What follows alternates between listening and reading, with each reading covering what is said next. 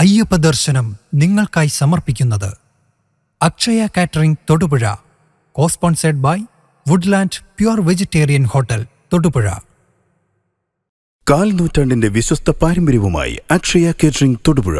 ആഘോഷങ്ങൾ ഏതുമാവട്ടെ, എല്ലാത്തരം veg non veg വിഭവങ്ങളും പൂർണ്ണ ഉത്തരവാദിത്തത്തോടെ നിങ്ങളുടെ മുന്നിലെത്തിക്കുന്നു. നിങ്ങളുടെ നാവിലെ രസമുകുളങ്ങളെ തൊട്ടുണർത്തുന്ന രുചി വൈവിധ്യങ്ങൾ, സ്വാദിൽ ഒരൽപ്പം പോലും വിട്ടുവീഴ്ചയില്ലാതെ, പാരമ്പര്യ തനിമ നഷ്ടപ്പെടാതെ വിഭവസമൃദ്ധമായി നിങ്ങളുടെ ആഘോഷങ്ങളെ വരവേൽക്കൂ. അക്ഷയ കേറ്ററിംഗ് തൊടുപുഴയ്ക്കൊപ്പം ഫോൺ 9744406785. അക്ഷയ കേറ്ററിംഗ് തൊടുപുഴ. ഹൈറേഞ്ചിന്റെ കവാടമായ തൊടുപുഴയിൽ രുചിവൈവിധ്യങ്ങളുടെ നിറക്കലവറയായി വുഡ്ലാൻഡ്സ് വെജിറ്റേറിയൻ ഹോട്ടൽ. കൈപുണ്യത്തിന്റെ മികവ് തെളിയിച്ചുകൊണ്ട് വിവിധയിനം ദോശകൾ, നോർത്ത് ഇന്ത്യൻ, ചൈനീസ് എന്നിങ്ങനെ കലർപ്പില്ലാത്ത വെജിറ്റേറിയൻ വിഭവങ്ങൾ. ഗ്രഹാതുരത്വം തുളുമ്പുന്ന അന്തരീക്ഷത്തിൽ വിശാലമായ കാർ പാർക്കിംഗ് സൗകര്യത്തോടെ Woodlands vegetarian hotel, Thodupuzha Muvattupuzha road, Madakkathanam, Kochangadi. ഇരട്ടി മധുരവുമായി വുഡ്ലാൻഡ് സ്വീറ്റ്സ് എന്ന മധുരക്കലവറയിൽ. ഞങ്ങളുടെ മറ്റൊരു സഹോദര സ്ഥാപനം വിജയ ബ്രിക്സ്, മടക്കത്താനം, കൊച്ചങ്ങാടി.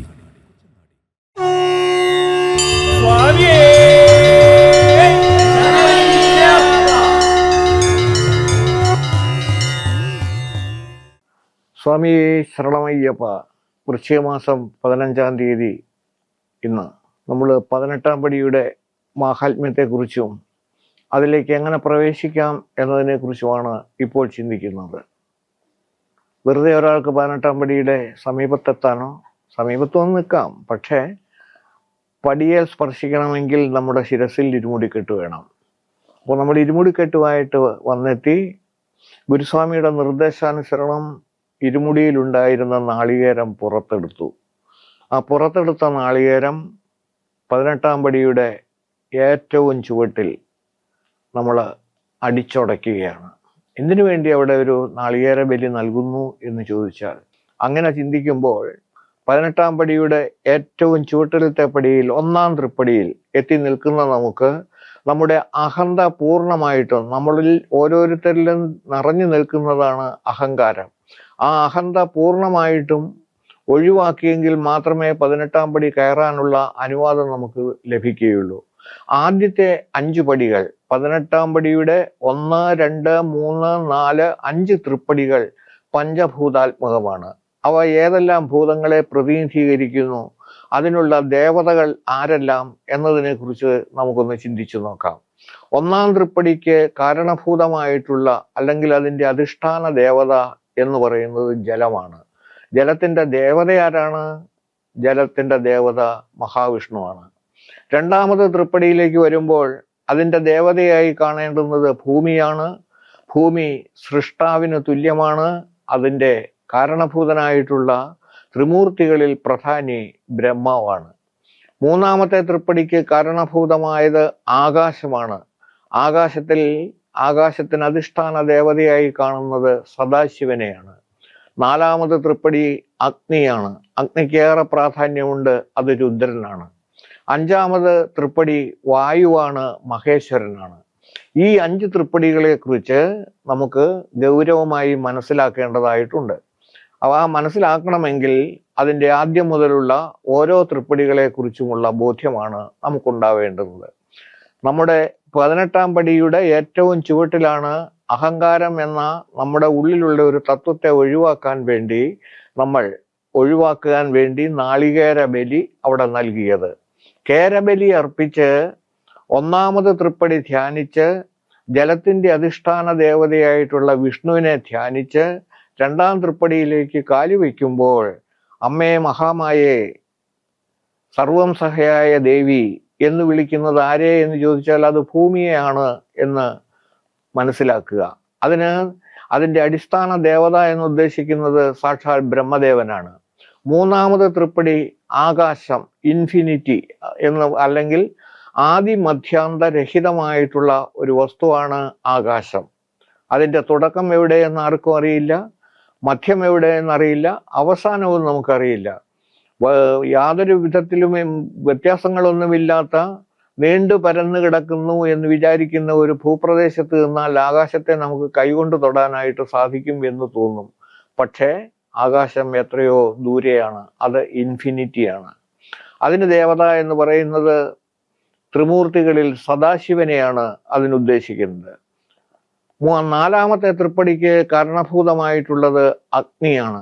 എന്താ അഗ്നിയുടെ പ്രത്യേകത? ഈ പഞ്ചഭൂതങ്ങളിൽ ഏറ്റവും പ്രധാനി അഗ്നി തന്നെയാണ്. അഗ്നിയെ സംബന്ധിച്ചിടത്തോളം അഗ്നി ഏതിനെ തൊട്ടാലും തൊട്ടതിനെയൊക്കെ ശുദ്ധമാക്കും. മറ്റുള്ള 3 ഭൂതങ്ങളെയും നമ്മൾ പഠിക്കാൻ തയ്യാറായാൽ അവരെ നമ്മൾ തൊട്ട് കഴിയുമ്പോൾ അവർ മലീമസമാകുന്നു എന്നുള്ളതാണ് ഏറ്റവും മനസ്സിലാക്കേണ്ട വസ്തുത. ജലത്തെ നോക്കുക, ശുദ്ധമായ ജലം മാത്രമേ നമ്മൾ ഉപയോഗിക്കുകയുള്ളൂ. പക്ഷേ നമ്മൾ ഉപയോഗിച്ചു കഴിഞ്ഞാൽ, സാധാരണ മനുഷ്യർ ഒരു ഗ്ലാസ് വെള്ളം കുടിച്ചാൽ ആ വെള്ളത്തിൽ നിന്ന് ഒരു തുള്ളി ജലം പോലും ശുദ്ധമായത് തിരിച്ച് ശേഖരിക്കാൻ നമുക്ക് സാധിക്കുന്നില്ല. നമ്മൾ തൊട്ടു എന്ന കാരണം കൊണ്ട് നമ്മളിലുള്ള വിഷാംശം മുഴുവനും ആ ജലത്തിലേക്ക് കടന്നു വരികയാണ്. ആലോചിച്ച് നോക്കുക, ജലം നമ്മുടെ ശരീരത്തിൽ നിന്ന് പുറത്തേക്ക് വരുന്നത് ഒന്ന് യൂറിനായിട്ടാണ്, മറ്റൊന്ന് സ്വേദമായിട്ടാണ്. ഇത് രണ്ടും ഒരിക്കലും ശുദ്ധമായ വസ്തുവല്ലെന്ന് പറയേണ്ടതില്ലല്ലോ. രണ്ടാമത്തെ വസ്തു ഭൂമിയാണ്. ആ ഭൂമിയെ സംബന്ധിച്ചിടത്തോളം നമ്മൾ കുന്നെടുത്ത് കുഴിയിലിട്ട് ഭൂമിയുടെ ഒറ്റനോട്ടത്തിൽ നമ്മൾ കാണുന്ന സാത്വിക ഭാവം മുഴുവനും നശിപ്പിച്ചുകൊണ്ട് വെള്ളം ഒഴുകാനുള്ള സാഹചര്യം പോലും സൃഷ്ടിക്കാതെ ഇന്ന് നമ്മുടെ നഗരങ്ങളിലേക്ക് നോക്കിയാൽ, എറണാകുളത്തേക്ക് നോക്കിയാൽ, കൊച്ചിയിലേക്ക് നോക്കിയാൽ, കോഴിക്കോടേക്ക് നോക്കിയാൽ കാണാൻ സാധിക്കുന്നത് ഒരു ചെറിയ മഴ ചെയ്താൽ പോലും റോഡിൽ കൂടി നടക്കാൻ സാധിക്കാത്ത നിലയിൽ നമുക്ക് മുട്ടിനു മുകളിൽ വെള്ളം കയറുന്ന അവസ്ഥയാണ് ഉള്ളത്. എന്തുകൊണ്ട് സംഭവിക്കുന്നു? ഭൂമിക്ക് വരുത്തിയിരിക്കുന്ന മാറ്റത്തിലൂടെ, അമ്മയെ ഉപദ്രവിക്കുന്നതിലൂടെ വന്ന ആ ദുര്യോഗമാണ് ഭൂമിയിലെ ജനങ്ങൾ ഇന്ന് അനുഭവിച്ചു കൊണ്ടിരിക്കുന്നതിൻ്റെ പ്രധാന കാരണം. മൂന്നാമത്തേതായി നമുക്ക് കാണാൻ പറ്റുന്നത് വായുവാണെന്ന് വിചാരിക്കുക. വായു, ശുദ്ധവായു മാത്രമേ നമ്മൾ ഉപയോഗിക്കുകയുള്ളൂ. പക്ഷെ ആ ശുദ്ധവായു ഉപയോഗിക്കാൻ വേണ്ടി ദുർഗന്ധവാഹിയായ വായു വന്നാൽ മൂക്കുപൊത്തി ഓടുന്ന നമുക്ക് ശുദ്ധവായു ഉള്ളിലേക്ക് എടുത്താൽ അതിൽ നിന്നൊരു കണികയെങ്കിലും ശുദ്ധമായിട്ട് പുറത്തേക്ക് വിസർജിക്കാൻ കഴിയുമോ എന്ന് ഒരു നിമിഷം ചിന്തിച്ചു നോക്കുക. സാധ്യമാവില്ല എന്ന കാര്യത്തിൽ ആർക്കും സംശയമില്ല. വായു നമ്മൾ തൊട്ടു എന്ന കാരണം കൊണ്ട് കാർബൺ ഡൈ ഓക്സൈഡായിട്ട് മാറുന്നു. ആ കാർബൺ ഡൈ ഓക്സൈഡിനെ പിന്നെ തിരിച്ച് ശുദ്ധവായുവായി കൺവേർട്ട് ചെയ്തെടുക്കാനായിട്ട് കഴിയുന്ന വൃക്ഷങ്ങളാണ് നമ്മൾ ക്ഷേത്രങ്ങളിൽ വച്ചുപിടിപ്പിക്കുന്ന ഏറ്റവും പ്രധാനമായിട്ടുള്ള അരയാൽ എന്ന് പറയുന്ന ഒരു വൃക്ഷം. കാരണം ലോകത്തിലെ ഏറ്റവും കൂടുതൽ മുഴുവൻ സമയവും കാർബൺ ഡൈ ഓക്സൈഡ് എത്ര ദൂരെയുണ്ടെങ്കിലും അതെല്ലാം വലിച്ചെടുത്ത് സ്വയം സ്വീകരിച്ച് ആ കാർബൺ ഡൈ ഓക്സൈഡിനെ പൂർണ്ണമായിട്ടും ഓക്സിജനാക്കി കൺവേർട്ട് ചെയ്യുന്ന ജോലി ഏറ്റവും കൂടുതൽ ചെയ്യുന്നത് ആര് എന്ന ചോദ്യത്തിന്റെ ഉത്തരമാണ് നമുക്ക് ക്ഷേത്രങ്ങളിൽ കാണുന്ന അരയാലുകൾ തരുന്ന ഉത്തരം.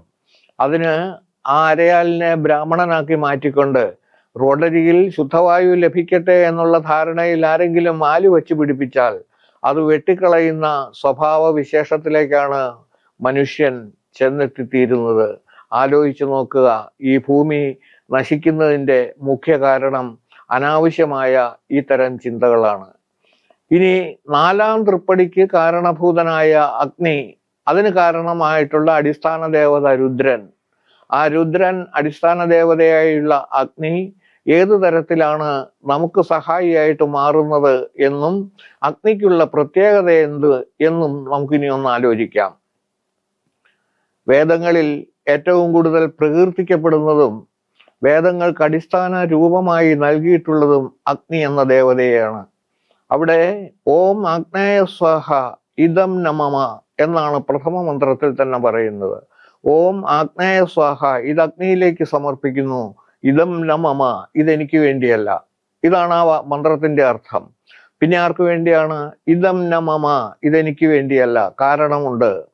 ബാക്കിയുള്ള ജലം, ഭൂമി, വായു, ഇത് മൂന്നും നമുക്ക് നഷ്ടപ്പെട്ടത് അഥവാ നഷ്ടപ്പെടുന്നത് നമ്മൾ സ്പർശിക്കുന്നു എന്ന കാരണം കൊണ്ടാണ്. നമ്മൾ സ്പർശിച്ചാലും നമ്മെ തന്നെ സമർപ്പിച്ചാലും അഗ്നിക്ക് എന്താണ് പ്രത്യേകത വരുന്നത് എന്നുകൂടി ആലോചിക്കുക. അഗ്നിക്ക് സമർപ്പിക്കപ്പെട്ടാൽ നമ്മൾ അഗ്നിക്ക് സമർപ്പിക്കപ്പെടുന്നുണ്ട്. എപ്പോൾ നമ്മുടെ ജീവൻ പോയി എന്ന് ബോധ്യപ്പെട്ടു കഴിഞ്ഞാൽ ഏറ്റവും അവസാനത്തെ കരണീയമായ കാര്യം അഗ്നിയിൽ സമർപ്പിക്കുക എന്നതാണ് സനാതന ധർമ്മികളെ സംബന്ധിച്ചിടത്തോളമുള്ള ഏറ്റവും പ്രത്യേകതയാർന്ന ആ കർത്തവ്യം. അതനുസരിച്ചിട്ട് അഗ്നിയിലേക്ക് എത്ര നികൃഷ്ടമായ വസ്തുവായാലും എത്ര ശ്രേഷ്ഠതരമായ വസ്തുവായാലും സമർപ്പിക്കപ്പെട്ട് കഴിഞ്ഞാൽ അഗ്നി നമുക്ക് തിരികെ തരുന്നത് അതീവ ശുദ്ധിയുള്ള പവിത്രമായ ഓരോരുത്തരും ഉപയോഗിക്കുന്ന ഭസ്മം എന്നതിന് പകരം അത് നമുക്ക് തിരികെ തരുന്നത് വളരെ ശുദ്ധിയായിട്ടുള്ള ഒരു വസ്തുവാണ്. അതിന് യാതൊരു വിധത്തിലുള്ള, അത് എത്ര നികൃഷ്ടമായ വസ്തു സമർപ്പിച്ചാലും അഗ്നി നമുക്ക് തിരികെ തരുന്നതാണ് വിഭൂതി അഥവാ ഭസ്മം.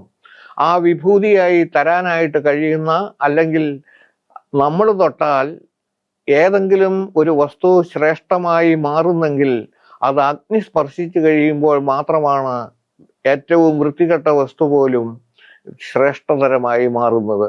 ഈ വസ്തുത മനസ്സിലാക്കിക്കൊണ്ടാണ് എല്ലാം വേദങ്ങളിൽ പോലും വ്യക്തമാക്കിയത്, എല്ലാം അഗ്നിയിലേക്ക് സമർപ്പിച്ചുകൊള്ളൂ, നമുക്ക് ഏറ്റവും ശ്രേഷ്ഠമായ വസ്തു കിട്ടും എന്ന് പറഞ്ഞത്. ഇവിടെ നമ്മൾ ആദ്യത്തെ 5 പടിയിലൂടെ, 1-ാം തൃപ്പടി മുതലുള്ള ആദ്യത്തെ 5 പടിയിലൂടെ നമ്മൾ കാണുന്നത് നമ്മുടെ ശരീരത്തെ സമർപ്പിക്കുക എന്ന, അതിന് ശരീരത്തിന് തത്തുല്യമായ പഞ്ചഭൂതങ്ങളുടെ സമർപ്പണമാണ്, പഞ്ചഭൂതങ്ങളിലേക്കുള്ള വിലയനമാണ് നമ്മൾ 5 തൃപ്പടികളിലൂടെ വ്യക്തമായി ബോധ്യപ്പെടുന്നത്. ഇനി നമുക്ക് 6-ാമത് തൃപ്പടി മുതലുള്ള അവസ്ഥ നോക്കാം. 6-ാമത് തൃപ്പടി എന്ന് പറയുന്നത് നമ്മുടെ പ്രവർത്തനത്തിൻ്റെ, അല്ലെങ്കിൽ നമ്മുടെ പ്രവൃത്തിയുടെ ഫലമായി നമ്മളിൽ നിന്നും വരുന്നതായ പഞ്ചഭൂതാത്മകമായ ശരീരത്തിൻ്റെ അടുത്ത 5 ഭാഗമാണ്. കാരണം 96 തത്വങ്ങൾ അടങ്ങിയിട്ടുള്ള ശരീരം 5-5 മുടൻ 5-6 മുടൻ 8 മുടൻ 8-3 മഥ ചൊവ്വോടൊരു 5 മവി 2 തത്വമതിൽ മേവുന്നു. ആരാണ് അങ്ങനെ മേവുന്നത്? സാക്ഷാൽ നാരായണൻ. അപ്പോൾ വാക്ക്, പാണി, പാദം, പായു, ഉപസ്ഥം എന്ന് പറയുന്നത്, വാക്ക് എവിടെ നിന്നാണ് ഉണ്ടാവുന്നത്? നാവിൽ നിന്നാണ് ഉണ്ടാവുന്നത്. പാണി എന്ന് പറയുന്നത് നമ്മുടെ ബാഹുക്കളാണ്. പാദം എന്ന് പറയുന്നത് കാൽപാദം. പായു എന്ന് പറയുന്നത് വിസർജ്യത്തിന് ഉപയുക്തമാകുന്നത്. ഉപസ്ഥം എന്ന് പറയുന്നത് റീപ്രൊഡക്റ്റീവ് ഓർഗാൻ. ഇപ്പോൾ ഈ 5 ഭാഗങ്ങൾ നമ്മുടെ ശരീരത്തിൽ തന്നെ ഉള്ളതാണ്. ആ 5നും ഓരോ തരത്തിലുള്ള ദേവതാ സങ്കല്പമുണ്ട്. വാക്ക് അഗ്നിയാണ്. സത്യമല്ലേ എന്ന് ആലോചിച്ച് നോക്കുക. വാക്ക് അഗ്നിയാണ് എന്ന് പറഞ്ഞാൽ, ദേഷ്യപ്പെട്ട് നമ്മളൊരു വാക്ക് ഉപയോഗിച്ചു കഴിഞ്ഞാൽ 2 തരത്തിൽ അതിനെ നമുക്ക് വ്യാഖ്യാനിച്ച് നോക്കാം. വാക്ക് ഒരാളെ, ഒരു വഴക്കുണ്ടാകുന്ന അവസരത്തിൽ ഒരാളെ പട്ടി എന്ന് വിളിച്ചു കഴിഞ്ഞാൽ അത് അതിശക്തമായിട്ടുള്ള ഒരു ചീത്തവാക്കായിട്ട് വരികയും, കാര്യം 4 കാലുള്ള ഒരു ജീവിയെ കുറിച്ചല്ലേ ഞാൻ പറഞ്ഞുള്ളൂ എന്ന് സമാധാനിക്കാമെങ്കിലും പറ്റില്ല. പക്ഷേ ആ വിളിയിൽ അസാധാരണമായിട്ടുള്ള ശക്തി, അതിലുള്ള ആ ചൂട് എതിരാളിക്ക് വല്ലാതെ ഉണ്ടാവും. മറിച്ച് ആ പദത്തിന് പകരം അതേ അർത്ഥമുള്ള നായ എന്ന് പറഞ്ഞു കഴിഞ്ഞു കഴിഞ്ഞാൽ അവിടെ ഗൗരവം കുറവ് വരും. അപ്പോൾ അഗ്നിയാവുകയും പുകയാവുകയും ചെയ്യാനായിട്ട് ഒരേ വാക്കിന് തന്നെ സാധിക്കും എന്ന് ബോധ്യപ്പെടുത്താൻ വേണ്ടിയിട്ടാണ് ഇത് തമ്മിലുള്ള വ്യത്യാസം ഞാൻ പറഞ്ഞത്. വാക്ക് അഗ്നിയാണ്. വാക്ക് കൃത്യമായിട്ട് ഉപയോഗിച്ചാൽ അത് മന്ത്രമാണ്, തെറ്റായിട്ട് ഉപയോഗിച്ചാൽ അത് ചീത്തവാക്കാണ്. പാണി എന്നുദ്ദേശിക്കുന്നത് നമ്മുടെ ബാഹുക്കളാണ്. നമ്മുടെ ബാഹുക്കൾ നൽകുന്നതിന് വേണ്ടിയിട്ടും പിടിച്ചു പറിക്കുന്നതിന് വേണ്ടിയിട്ടും 2 ഉപയോഗങ്ങളിലും ഉപയോഗിക്കുന്ന വസ്തുവാണെന്ന് മനസ്സിലാക്കുക. നമ്മൾ നൽകാൻ വേണ്ടി ഉപയോഗിക്കുന്നതും ഈ കൈകളാണ്. അത് മറ്റൊരാളിൽ നിന്ന് അപഹരിച്ചെടുക്കാനോ അല്ലെങ്കിൽ ബലമായിട്ട് എടുക്കുന്നതിനോ വേണ്ടിയിട്ട് ഉപയോഗിക്കുന്നതും പാണികളാണ്. അപ്പോൾ പ്രവൃത്തി നമ്മൾ നിയന്ത്രിച്ച് ചെയ്യണം എന്നതിൻ്റെ അർത്ഥം. അതിൻ്റെ അടുത്തത് പാദമാണ്. പാദം എന്ന് പറയുന്നത് നമ്മുടെ ശരീരത്തെ താങ്ങി നിർത്തുന്നതും ശരീരത്തെ ചലിക്കാൻ വേണ്ടുന്ന സകല ഉപകാരങ്ങളും ഉപയോഗത്തിനും ഉള്ളതാണ് പാദം. അപ്പൊ ഈ 5 ഭാഗങ്ങൾ നമ്മുടെ ശരീരത്തിൽ തന്നെയുള്ള മാറ്റങ്ങൾക്ക് കാരണഭൂതമായി തീരുന്നതാണ്. വാക്ക്, പാണി, പാദം, പായു, ഉപസ്ഥൻ. ഇതിൽ ഓരോന്നിനും കൃത്യമായിട്ടും ഓരോ ദേവതകളെ അതിനുവേണ്ടി സങ്കല്പിക്കുന്നു. വാക്ക് അഗ്നിയാണ്. 7-ാം തൃപ്പടിക്ക് കാരണമായിട്ടുള്ള കൈകൾക്ക് കാരണഭൂതമാകുന്നത് ഇന്ദ്രനാണ്. 8-ാം തൃപ്പടിക്ക് തുല്യമായിട്ടുള്ള പാദം, നമ്മുടെ കാൽപാദങ്ങൾക്ക് തുല്യമായിട്ടുള്ളത് ഉപേന്ദ്രനാണ്. 9-ാം തൃപ്പടിക്കാകട്ടെ അതിന് കാരണമായിട്ടുള്ളത് മിത്രനാണ്.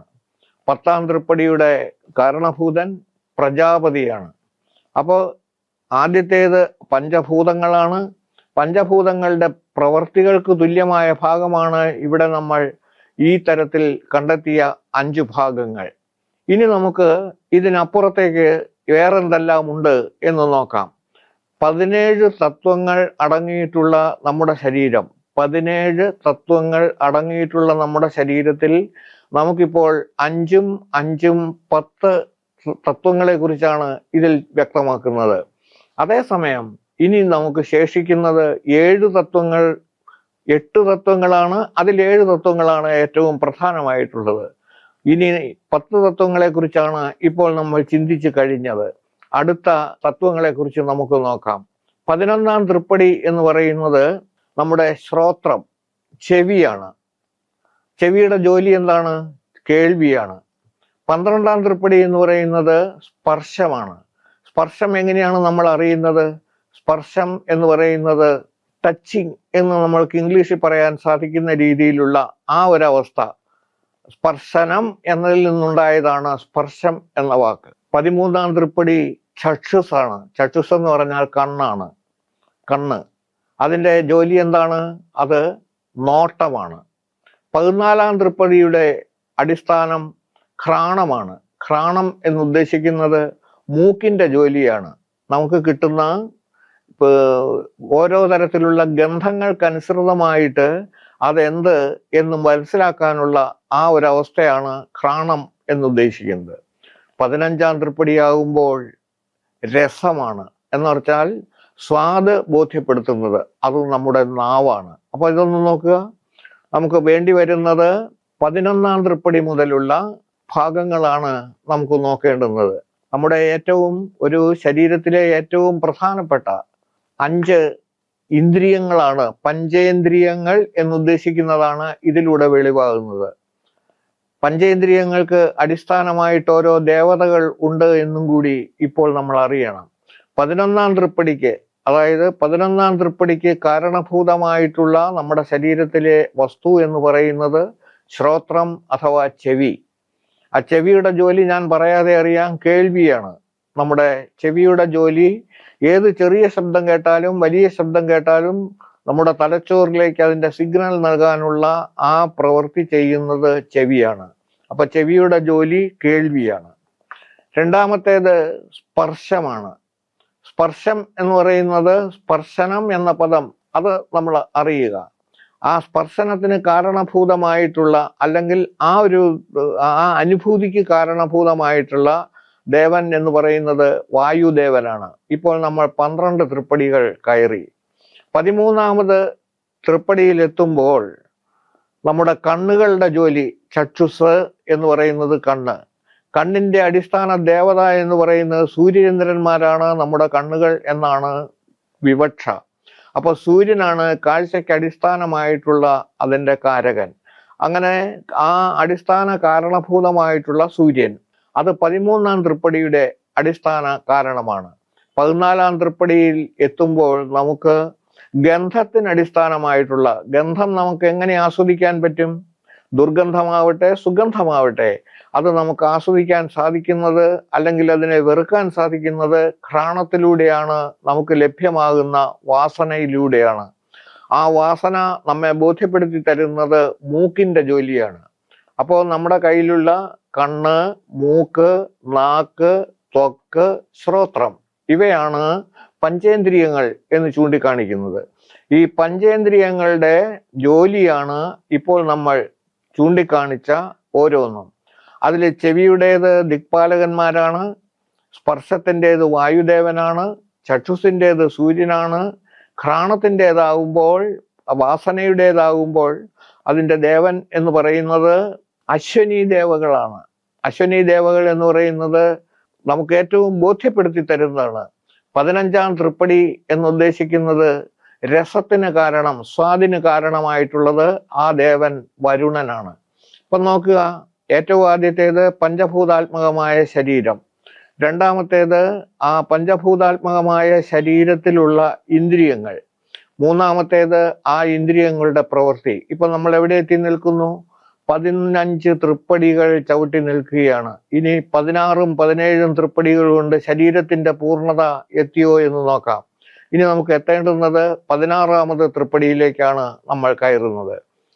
16ാമത് തൃപ്പടി എന്നുദ്ദേശിക്കുന്നത് മനസ്സിന്റെ കാരകനായ ചന്ദ്രനാണ് 16ാമത് തൃപ്പടിയുടെ അടിസ്ഥാനമായിട്ടുള്ളത്. 17ാമത് തൃപ്പടി ഇതിനെയെല്ലാം ബോധ്യപ്പെടുത്തി തരുന്ന ബുദ്ധിയാണ്. ആ ബുദ്ധി ഏറ്റവും ശ്രേഷ്ഠമായ നിലയിൽ 16ഉം 17ഉം തൃപ്പടികളിൽ എത്തുമ്പോൾ നമുക്ക് ബോധ്യപ്പെടുന്ന മനോതത്വവും ബുദ്ധിയും കൂടി കഴിഞ്ഞാൽ, ഇത് രണ്ടു കൂട്ടവും മാറ്റിക്കഴിഞ്ഞാൽ പിന്നെയുള്ളത് ഏതാണ്? ഈ കാണുന്ന ആത്മശരീരമാണ്. അത് 18ാമത് തൃപ്പടിയിൽ എത്തുമ്പോൾ, ഹേ മനുഷ്യ, നിന്റെ ഈ പുറംതോടിലുള്ള ശരീരം അല്ലെങ്കിൽ ഭൗതിക ശരീരത്തെ അല്ല ഉദ്ദേശിക്കുന്നത്, നിന്റെ ആത്മശരീരത്തെയാണ് ഉദ്ദേശിക്കുന്നത്. അപ്പൊ 18ാമത് തൃപ്പടിക്ക് കാരണഭൂതമായിട്ടുള്ള ആത്മശരീരം അവിടെ എത്തിക്കഴിയുമ്പോൾ ആ ആത്മശരീരത്തെയാണ് ബോധ്യപ്പെടുത്തി തരുന്നത് തത്വമസി എന്നുള്ള ഭാഗം. ആ തത്വമസിയിലൂടെ നമുക്ക് കാണാൻ സാധിക്കുന്നത് തത്വം അസി 3 വാക്കുകളാണ്. തത് അത്, ത്വം നീ, അസി ആകുന്നു, അത് നീ തന്നെ ആകുന്നു. നമ്മൾ എന്തന്വേഷിച്ചാണ് വന്നത്? നമ്മുടെ ഈ ശരീരത്തിന് കാരണഭൂതമായി തീർന്ന ഏതോ ഒരു വസ്തുവുണ്ട്. ആ വസ്തു എന്ന് പറയുന്നത് എന്ത് എന്ന് നമുക്കറിയില്ല. ശരീരമുണ്ട്. ഈ ശരീരത്തിന്റെ ഉള്ളിലുള്ള ചൈതന്യവത്തായ ഭാഗം ഏത് എന്ന് ചോദിച്ചാൽ അത് നമുക്കറിയില്ല. ഉദാഹരണമായിട്ട് പറഞ്ഞാൽ, സംസാരിച്ചു കൊണ്ടിരിക്കുന്ന ഞാൻ എന്നെ തന്നെ ആകുമ്പോൾ ഒന്നും വരാനില്ലല്ലോ. സംസാരിച്ചു കൊണ്ടിരിക്കുന്ന ഞാൻ പുറകോട്ട് വീണ് കഴിഞ്ഞാൽ ഉടൻ തന്നെ നമ്മെ ആശുപത്രിയിലേക്ക് കൊണ്ടുപോകുന്നു. അവിടെ ചെന്ന് കഴിയുമ്പോൾ ശരീരത്തിന് യാതൊരു മാറ്റവും വന്നിട്ടില്ല, ശരീരത്തിലൊന്നും ചേഞ്ചില്ല. പക്ഷെ ഡോക്ടർ പറഞ്ഞു പോയല്ലോ. കൊണ്ടുപോയവർ അത്ഭുതപ്പെടുകയാണ്, പോയല്ലോ, എന്താണ് പോയത്? ആ പോയതാണ് ആത്മശരീരം, അഥവാ എന്തും ത്യജിക്കാൻ എന്ന് തോന്നിയ ആ ഒരു ഭാവം. ആത്മശരീരത്തിലെ ഇതിൽ നിന്നുള്ള ചൈതന്യവത്തായ ഭാഗം എന്ന് പറയുന്നതാണ് ഏറ്റവും പ്രധാനം. നാം അന്വേഷിച്ചു പോയത് അതിനെ തന്നെയാണ്. നമ്മുടെ ഉള്ളിൻ്റെ ഉള്ളിലുള്ള 17 തത്വങ്ങൾ കൊണ്ട് വിലസുന്ന ഈ ശരീരത്തിന്റെ ഉള്ളിലുള്ള എന്നെ തന്നെ അന്വേഷിച്ചാണ് ഞാൻ 18 തൃപ്പടികൾ കയറി എത്തിയപ്പോൾ ആ ആത്മശരീരവും അവിടെ ഇരിക്കുന്ന സാക്ഷാൽ പരമാത്മ ശരീരവും ഒന്നാണ് എന്ന ബോധ്യത്തിലേക്ക് നമ്മെ കൊണ്ടെത്തിക്കുകയാണ്. എന്ന് പറഞ്ഞാൽ നമ്മൾ കൊണ്ടുപോയ നാളികേരമാണ് നമ്മൾ കൊണ്ടുപോയ നാളികേരത്തിൽ നിറച്ചിരിക്കുന്ന നെയ്യാണ് ആത്മശരീരം. അത് നമുക്ക് കാണാൻ പറ്റിയില്ല. ആ കൊണ്ടുപോയ നെയ്യ് പരമാത്മസ്വരൂപനായ ഭഗവാൻ അയ്യപ്പനിൽ ആറാടിക്കുമ്പോൾ, അത് അഭിഷേകം ചെയ്യുമ്പോൾ അവിടെ ഉണ്ടാകുന്ന ആ അതിമഹത്തായ സംഗമം എന്ന് പറയുന്നത് ജീവാത്മാവും പരമാത്മാവും ഒരുമിച്ച് ചേരുന്ന അസുലഭമായ മുഹൂർത്തമാണ്. ആ മുഹൂർത്തത്തെയാണ് ഓരോ ശബരിമല തീർത്ഥാടകനും വ്യക്തമായിട്ട് മനസ്സിലാക്കേണ്ടുന്നതും കാണേണ്ടുന്നതും. അതായത് 17 തൃപ്പടികൾ നമ്മുടെ ശരീരത്തിലുള്ള ഓരോരോ ഭാഗങ്ങളാണെന്നും 18ാമത് തൃപ്പടി എന്നുദ്ദേശിക്കുന്നത് നമ്മുടെ ആത്മശരീരത്തെ ഭഗവാനിൽ തന്നെ വിലയം പ്രാപിപ്പിക്കാനുള്ള യാത്രയാണ് ശബരിമല എന്നുള്ളതും മനസ്സിലാക്കുമ്പോൾ ആ കൊണ്ടുപോകുന്ന വസ്തുവിൻ്റെ പവിത്രത, അതിൻ്റെ ശുദ്ധി, ഇതെല്ലാം നമ്മൾ പ്രത്യേകം പരിശോധിക്കണം. അത് കൊണ്ടുപോയി അവിടെ അഭിഷേകം ചെയ്ത് കഴിയുമ്പോൾ മാത്രമാണ് നമുക്ക് ഓരോ വർഷത്തിലും ഈ പുതുജീവൻ ലഭിക്കുന്നത് എന്നുള്ളത് കൂടി അറിയുക. അപ്പോൾ നമ്മൾ കൊണ്ടുപോകുന്ന നെയ്യ് തിരക്ക് കൂടുതലായതുകൊണ്ട് അവിടെ ദേവസ്വം ബോർഡ് സ്ഥാപിച്ചിരിക്കുന്ന നെയ്ത്തോണിയിൽ വെട്ടിയൊഴിച്ചിട്ട് പോരുന്നത് കൊണ്ട് ഈ ശബരിമല യാത്രയിൽ എന്തെങ്കിലും ഗുണമുണ്ടോ എന്ന് ഓരോ തീർത്ഥാടകനും ചിന്തിച്ചു നോക്കേണ്ടുന്നതാണ് ഏറ്റവും അത്യാവശ്യമായിട്ടുള്ള കാര്യം. ഇത്രയും കഷ്ടപ്പെട്ട്, ഇത്രയും ബന്ധപ്പെട്ട്, വ്രതധാരിയായി ഏറെ ബുദ്ധിമുട്ടുകൾ സഹിച്ച് കെട്ടുനിറച്ച് സന്നിധാനത്തെത്തിയിട്ട് അഭിഷേകത്തിന് പോലും തയ്യാറാവാതെ അവിടെ തിരക്ക് കൂടുതലാണ് എന്ന് പറഞ്ഞിട്ട് ഈ നെയ്യ് അവിടെ തോണിയിൽ വെട്ടിയൊഴിച്ചിട്ട് പോരുക എന്ന് പറയുന്നത് ഉറപ്പായും നമുക്ക് പറയാതിരിക്കാൻ നിവൃത്തിയില്ല. ഉറപ്പായും മഹാപാപമാണ്, മഹാകഷ്ടമാണ്. നമ്മൾ തീർത്ഥങ്കരപ്പാപികളായി മാറുകയാണ്. അതുകൊണ്ട് തന്നെ ചെയ്യേണ്ടുന്നത് എന്ത് എന്ന് ചോദിച്ചാൽ തീർച്ചയായിട്ടും ഒരു സംശയത്തിനും ഇടകൊടുക്കാതെ പറയാനായി സാധിക്കും. അവിടെ അഭിഷേകം നടത്തുക എന്നുള്ളതും ആ അഭിഷേകം കണ്ട് തൊഴുക എന്നുള്ളതും ഓരോ ഭക്തന്റെയും അവകാശമാണ്. അത് പൂർത്തിയാക്കിയാൽ മാത്രമേ നമുക്ക് ഈ യാത്ര കൊണ്ട് എന്താണോ ഉദ്ദേശിക്കുന്നത് അത് പൂർണ്ണമായിട്ടും കൈവരികയുള്ളൂ എന്ന ശാശ്വതമായ ആ സത്യം ഓരോ തീർത്ഥാടകനും അറിഞ്ഞിരിക്കേണ്ടതാണ്. ഇവിടെ ഇപ്പോൾ ഞാൻ ചൂണ്ടിക്കാണിച്ച 18 പടിയുടെ തത്വങ്ങൾ നമ്മളിൽ തന്നെയാണ് 17 തത്വങ്ങളെന്നും നമ്മുടെ ഈ ശരീരത്തിന് അതീതമായുള്ളതാണ് ഒരു തത്വം എന്നും വ്യക്തമാക്കി ഞാൻ ചൂണ്ടിക്കാണിച്ചു തന്നു. ഇതിനേക്കാൾ ഉപരി ജനങ്ങളിലെല്ലാം വ്യാപരിച്ചു നിൽക്കുന്ന മറ്റൊരു കാഴ്ചപ്പാട് കൂടി 18-ാം പടിയെ സംബന്ധിച്ചിടത്തോളം ഉണ്ട്. ആ തത്വത്തെക്കുറിച്ച് നമുക്ക് 16-ാമത് എപ്പിസോഡിൽ വിശദമായിട്ട് ചിന്തിക്കാം. അതിനുവേണ്ടി നമുക്ക് യാത്ര തുടരാം. എന്നെ ശ്രവിച്ച ഏവർക്കും നന്ദി, നമസ്കാരം. സ്വാമിയേ ശരണമയ്യപ്പ.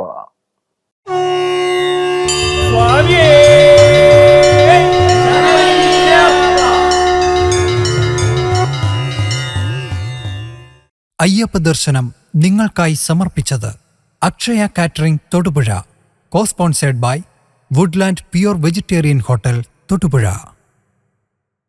കാൽ നൂറ്റാണ്ടിന്റെ വിശ്വസ്ത പാരമ്പര്യവുമായി അക്ഷയ കേറ്ററിംഗ് തൊടുപുഴ. ആഘോഷങ്ങൾ ഏതുമാവട്ടെ എല്ലാത്തരം വെജ് നോൺ വെജ് വിഭവങ്ങളും പൂർണ്ണ ഉത്തരവാദിത്തത്തോടെ നിങ്ങളുടെ മുന്നിലെത്തിക്കുന്നു. നിങ്ങളുടെ നാവിലെ രസമുകുളങ്ങളെ തൊട്ടുണർത്തുന്ന രുചി വൈവിധ്യങ്ങൾ, സ്വാദിലൊരൽപ്പം പോലും വിട്ടുവീഴ്ചയില്ലാതെ പാരമ്പര്യ തനിമ നഷ്ടപ്പെടാതെ വിഭവസമൃദ്ധമായി നിങ്ങളുടെ ആഘോഷങ്ങളെ വരവേൽക്കൂ. അക്ഷയ കേറ്ററിംഗ് തൊടുപുഴയ്ക്കൊപ്പം ഫോൺ 9744406785. അക്ഷയ കേറ്ററിംഗ് തൊടുപുഴ. ഹൈറേഞ്ചിന്റെ കവാടമായ തൊടുപുഴയിൽ രുചിവൈവിധ്യങ്ങളുടെ നിറക്കലവറയായി വുഡ്ലാൻഡ്സ് വെജിറ്റേറിയൻ ഹോട്ടൽ. കൈപുണ്യത്തിന്റെ മികവ് തെളിയിച്ചുകൊണ്ട് വിവിധയിനം ദോശകൾ, നോർത്ത് ഇന്ത്യൻ, ചൈനീസ് എന്നിങ്ങനെ കലർപ്പില്ലാത്ത വെജിറ്റേറിയൻ വിഭവങ്ങൾ. ഗ്രഹാതുരത്വം തുളുമ്പുന്ന അന്തരീക്ഷത്തിൽ വിശാലമായ കാർ പാർക്കിംഗ് സൗകര്യത്തോടെ Woodlands vegetarian hotel, Thodupuzha Muvattupuzha road, Madakkathanam, Kochangadi. ഇരട്ടി മധുരവുമായി വുഡ്ലാൻഡ് സ്വീറ്റ്സ് എന്ന മധുരക്കലവറയും. ഞങ്ങളുടെ മറ്റൊരു സഹോദര സ്ഥാപനം വിജയ ബ്രിക്സ്, മടക്കത്താനം, കൊച്ചങ്ങാടി.